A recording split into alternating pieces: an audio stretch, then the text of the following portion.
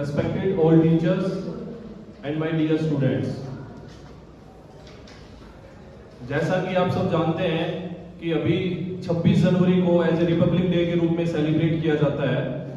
इस बार आज गणतंत्र दिवस के उपलक्ष्य में भारतीय संविधान का गौरव अभियान हेतु हम सभी यहाँ एकत्रित हुए हैं। तो जितने भी पार्टिसिपेंट्स हैं जो यहाँ स्टेज पर आकर इंडियन कॉन्स्टिट्यूशन या फिर भारतीय संविधान के ऊपर अपने विचार प्रस्तुत करेंगे, मैं उनको बारी बारी बुलाऊंगा।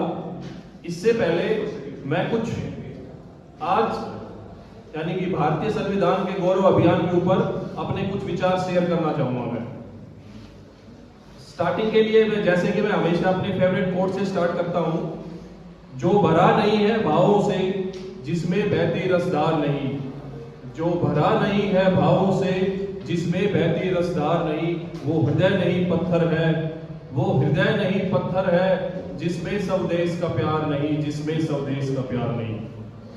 प्यारे बच्चों और मेरे साथियों, आप सभी को गणतंत्र दिवस की हार्दिक शुभकामनाएं। सबसे पहले तो हमें ये ज्ञात होना चाहिए कि 26 जनवरी को गणतंत्र दिवस के रूप में सेलिब्रेट किस लिए किया जाता है। ये दिन हमारे देश के इतिहास में या हमारे लिए बहुत महत्वपूर्ण दिवस है, क्योंकि 26 नवंबर 1949 को तो इंडियन कॉन्स्टिट्यूशन यानी कि भारतीय संविधान बनकर तैयार हो गया था, लेकिन 26 जनवरी 1950 को ये अपने देश के अंदर इंप्लीमेंट किया गया था। यानी कि भारतीय संविधान को लागू करने का जो दिवस है वो 26 जनवरी 1950 था। इसलिए इस दिवस को गणतंत्र दिवस के रूप में मनाया जाता है।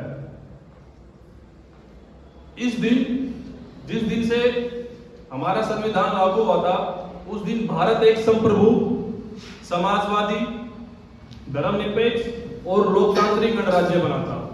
अभी मैं इन सब वर्ड्स को एक वर्ड्स को अलग अलग एलोबरेट करने की कोशिश करूंगा, कुछ वर्ड्स से समझाने की कोशिश करूंगा।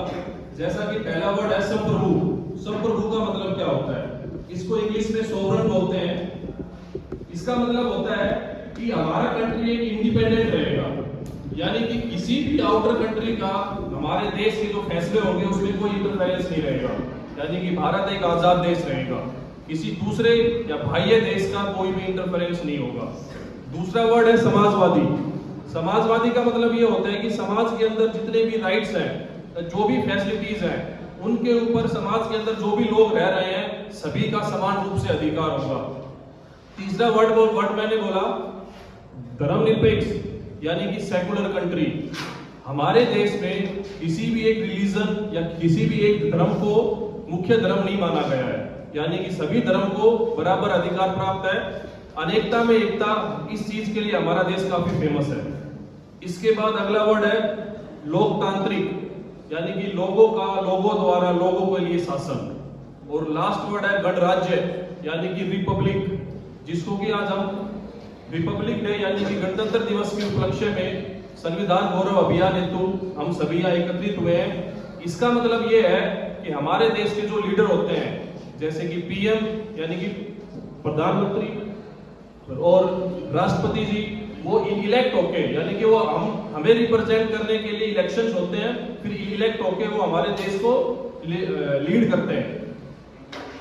इन सब का मीनिंग हमें पता होना चाहिए। और कुछ दिन पहले अभी भारतीय संविधान की प्रस्तावना को असेंबली में पढ़ा गया था, उसके अंदर सिर्फ एक ही बार अमेंडमेंट हुआ है।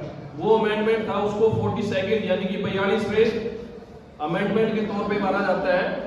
उसके तौर पे 3 वर्ड ऐड किए गए थे। फर्स्ट वर्ड था सोशलिस्ट, सेकंड वर्ड सेकुलर और थर्ड वर्ड इंटीग्रिटी। तो और इस भारतीय संविधान को बनने में, जैसा कि मैंने पहले भी बताया था कि 2 साल 11 महीने और 18 दिन लगे थे। और इस भारतीय संविधान को तैयार करने में doctor B are Ambedkar ji और देश के अपने महान नेताओं और विद्वानों का अहम योगदान रहा है। अभी भारतीय संविधान के ऊपर स्पीच देने के लिए सबसे पहले मैं बेसिक कॉस्मेटोलॉजी ट्रेड से मुस्कान को स्टेज पे आमंत्रित करना चाहूंगा कि वो स्टेज के ऊपर आए और अपने विचार प्रस्तुत करें।